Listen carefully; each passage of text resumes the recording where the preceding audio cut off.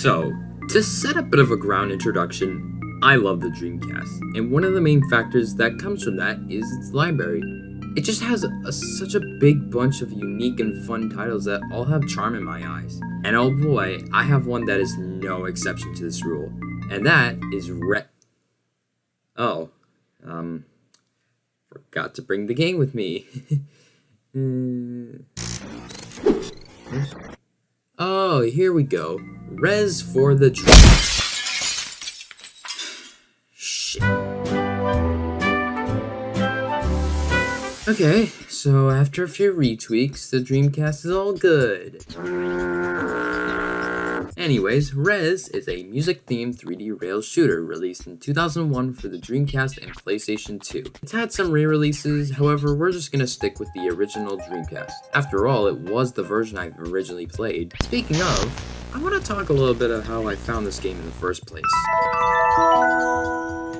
A few years ago, me and my sister were scrolling through a bunch of random Dreamcast games my dad got a few years back. For the most part, it was just kinda junk that none of us really cared about. But then we saw Res. It had an intriguing cover art, so we decided to put the disc in and play the first level. After that, I wanted to keep playing. I didn't want to look through the rest of the games and play them for like 2 minutes before putting them back down and forgetting them forever. I wanted to keep playing, because the game stuck with me. And now here I am, still in love with this game, yet I don't really know many people who enjoys the game as well. It's kind of a shame because this game can be really hard to recommend. But despite that, I got somebody who is willing to try out this game with me. Man, couldn't there be a more convenient way to get here? Maybe. Either way, you up to play Res? Oh yeah, sure, I've played the game before. I'm up to play.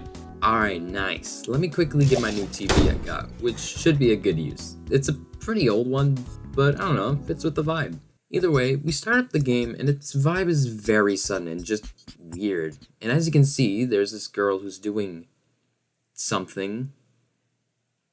We might need some content. Well, according to the website, that's Eden. She's an AI that's currently doubting her existence and is under some kind of permanent sleep. I don't think the game tells you that. Maybe I should have read the manual first. Okay, well, either way, I know that this is our main character. Well, at least for now it is. I believe he's just considered a hacker, right? Yep, it seems like it. Okay, good to know. We start the game, and to sum up how it works, you're constantly moving, and enemies show up to home in on you. Either that, or they just kind of pass by doing nothing. The way you kill them is by putting your cursor over them, then pressing the A button on the Dreamcast controller. And just like that, very satisfying. And all of this plays in a rhythm, adding the music aspect to the game. Each level has 10 different sections that generally add on to the music as time goes on, along with adding new enemies and new visuals. I personally love these visuals. Imagine being in a room that looked like this.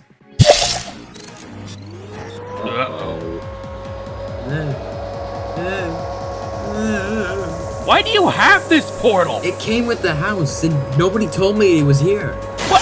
Huh?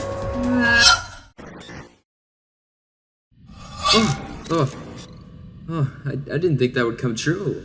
Was it really because of what I said? Considering that the portal has a mind of its own, I wouldn't be surprised if it did. But hey, this is a pretty neat environment. And look over there, it's some enemies. Hopefully they're not going for us. Can you just swim away? No. Okay, that was pretty close right there. Let's try and get back into the game real quick. Now, while you play the game, there are two main power-ups that show up, and the first one is what I would call Overdrive. It's a red block that appears rather infrequently, but when you highlight it with your cursor and press A, you store it in your Overdrive meter.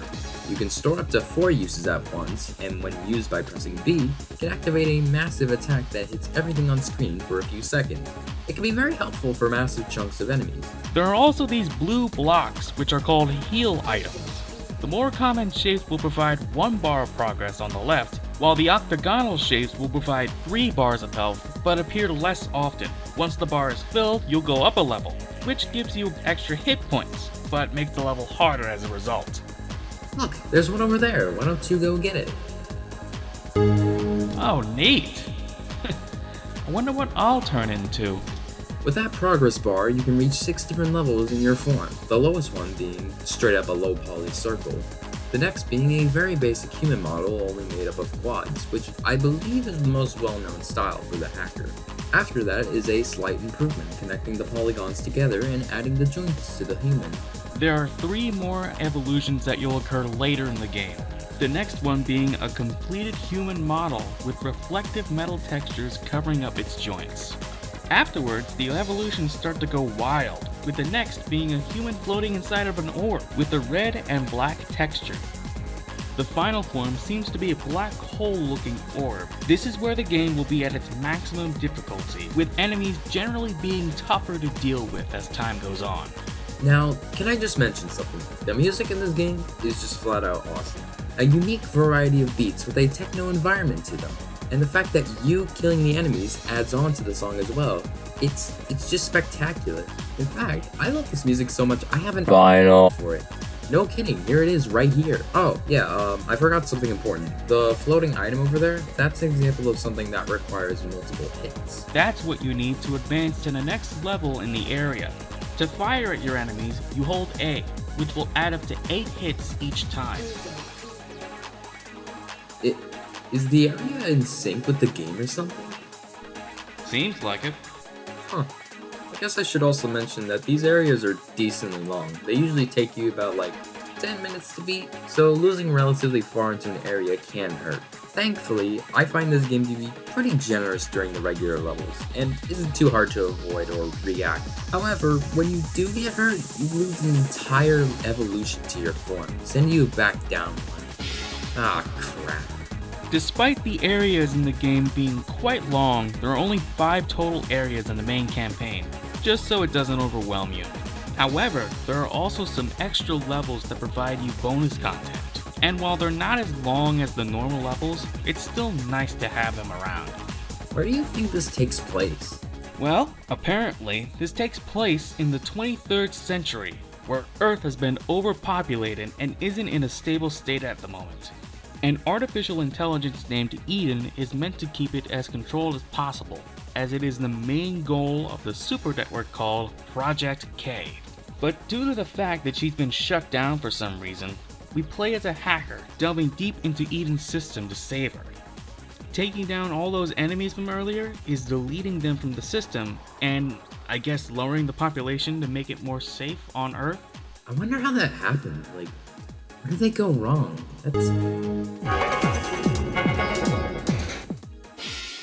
Oh.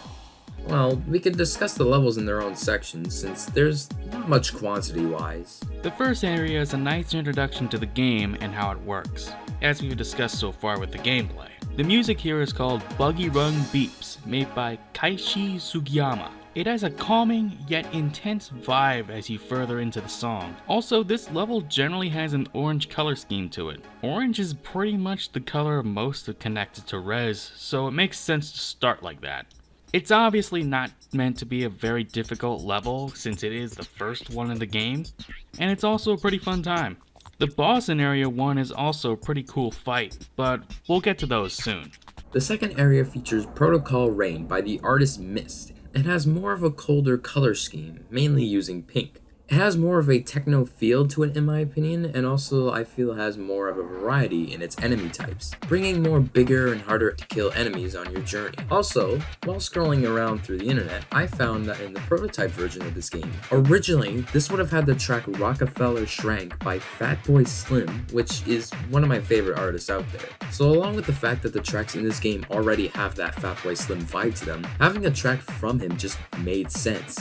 Though unfortunately this was replaced in the final game. Personally, I don't think the vibe of this level is as good as the first, but it's still a nice listen. The third area is where the game starts to jack the difficulty up a notch. Again, there's a bunch of new enemies to try to defeat, but also in general, the music adds on the vibe that gets things a bit more serious. The tracks that play in this area is called Creation: The State of Art, parts 1 through 6 by Ken Ishii. And it provides more of a bizarre tune that feels different, in a good way. Like you feel more determined to get to the end of the music and feel focused.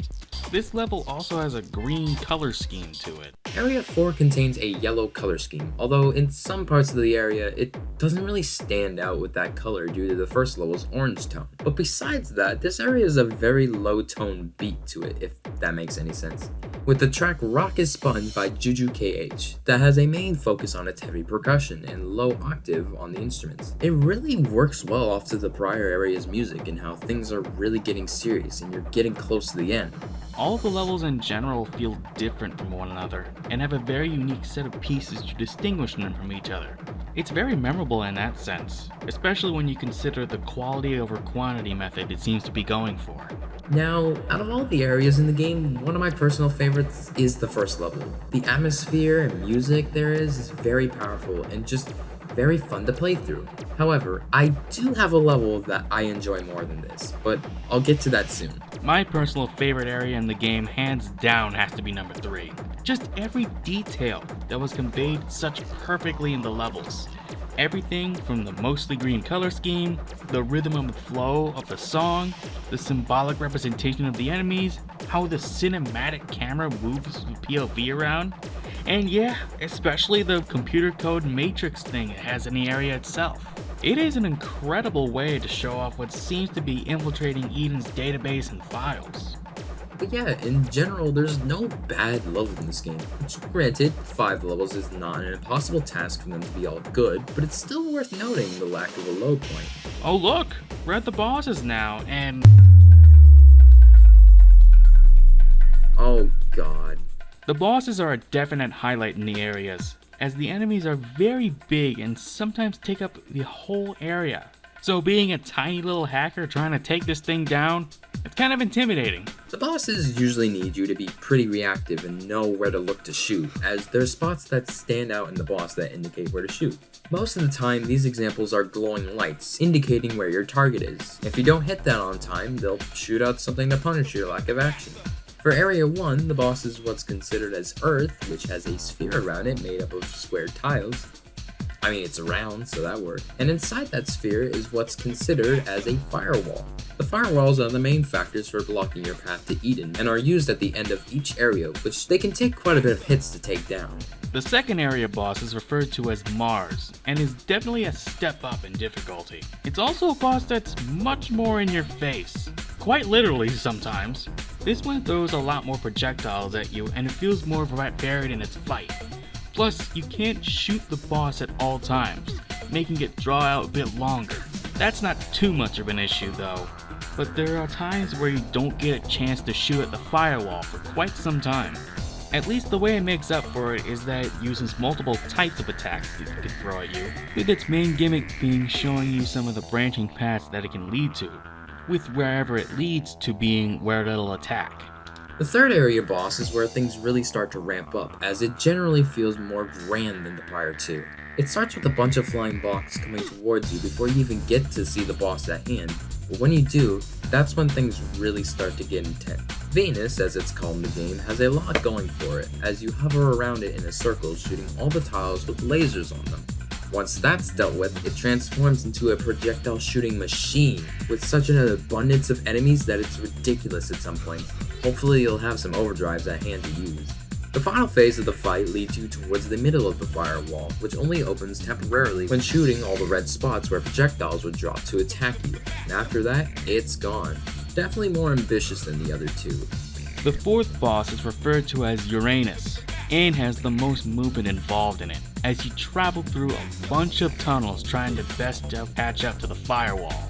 Visually, this is the most unique in comparison to the rest of the bosses mentioned, as instead of some abstract robot face that a firewall has in hand, instead it uses blocks to form really whatever it wants. Usually it's a human that it'll morph into, but sometimes it can turn into a rolling barrel or a swirling snake. On top of the heavy rock guitar that adds to the track in the area, it certainly feels the most intense and really gets you into the mood to take this firewall down.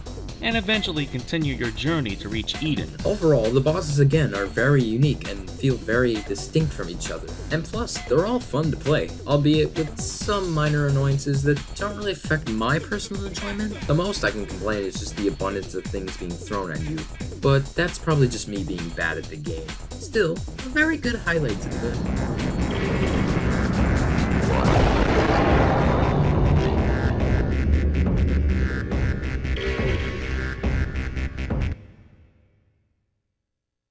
So far, you've been traveling through this weird future as a hacker, going across many parts in this weird and unstable world that is currently in danger. You've defeated so much and have most likely evolved into a greater form as you've conquered your way through so much. And now it's time to reach Eden and save her life. You're taking this quite seriously, you know that. Well, it's time for the final level. The suspense should be getting you to that point, you know? Well, here we are in the final level, my personal favorite. You start at a place in the world that doesn't feel similar to what you've been playing beforehand. The sky is white with weird red hexagons to add to the environment, and the first few enemies we see don't provide a familiar sound or voice that we've heard elsewhere, instead providing some vocals to the song. We've reached a gate that has the same purpose as the floating cube that advances you to the next level, but it's still different in comparison to everything else. As you enter the next part,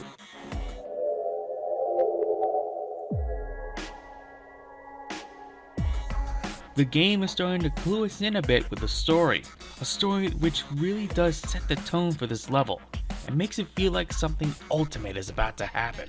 the area doesn't exactly provide any new gimmicks to you to learn, but it does really feel like it's throwing everything at you to see what you've learned about the game and how you handle things. I personally love this area the most because of that fact, along with many more aspects, especially the music and its vocal track, which I should mention the track is Fear by Adam Florin, and is a very good listen. Killer, the mind. Now this level is actually much longer than the prior levels. Like we said earlier, it usually takes around 10 minutes to beat the boss from beginning to end, including the boss fight. But in this case, the first part of this level on its own is over the 10-minute mark, as the area contains 15 levels in comparison to the regular 10. That's definitely not a bad thing. More of my favorite level doesn't hurt at all.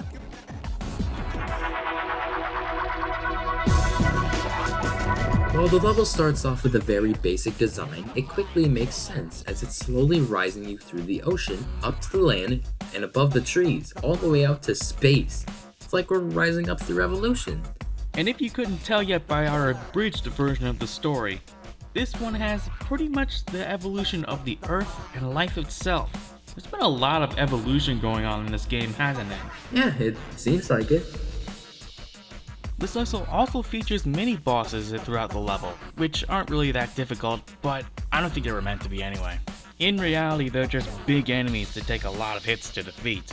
And even if you do get hit, you've most likely gathered enough heals to become the black hole blob thing, so it shouldn't be an issue to deal with. We reach the second half of the area, and it starts off with a boss rush of all 4 bosses that we fought beforehand, now in more cramped spaces. We've also reached a brand new evolution form exclusive to this area in the game. It seems to be a newborn floating inside of a sphere. Did the hacker just get reincarnated as a baby or something? Because I don't think that makes any sense. A good chunk of this game we already couldn't puzzle together. What did you expect? I don't know. But either way, this boss rush is pretty fun and surprisingly difficult for me. Maybe I just suck, but it's hard not to get hit in this part and keep the baby form. But it gets me hyped fighting them either way. Throughout the intermissions, you're provided with some health boost and overdrive, along with messages before the fights begin, questioning who you are and demanding to stay away. But eventually, it just sorta gives up and wants to be safe. I believe this is Eden talking to us through text, though I'm not certain. That's probably most likely in this case. Well, after the boss rush, you finally get to see Eden in the gameplay. But at the moment she's currently shattered to pieces. Your job is to put her back together and save her from, I guess, dying? Yeah, I feel like if we didn't read about who Eden was in the beginning, I would have been much more shocked. But at least the music still keeps this determining beat on. The instruments make this fight very mysterious and intense, because to some people, they probably would have no clue as to what's going on, but still want to feel enticed to fight. Anyway, slowly over time, you can connect certain chunks of Eden back together. With each chunk back where it belongs, you're presented with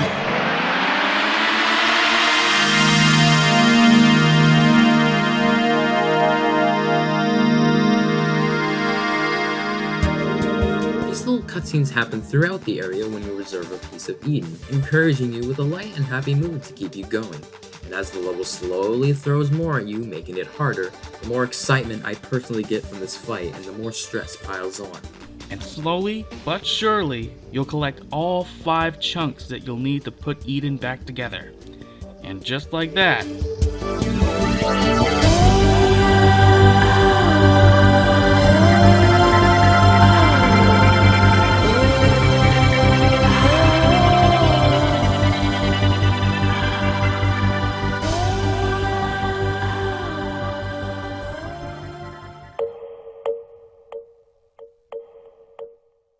Wow. Simply just fantastic. oh god, not again! Well, how was that? It was definitely a unique time here. I appreciate the experience, man. Alright then, see ya. No, wait. Where do I go to leave? Oh, great. Well, that was quite fun, and I'm glad I was able to share this game with not only a good friend of mine, but to you watching the video. If this conversation has interested you in the topic at hand in any way, then I highly recommend you try out Res. Whether it's on the Dreamcast, PS2, Xbox, PS4, I don't care. Just find some way to access this game and try it out for yourself, not for me. If you don't like it, that's fine.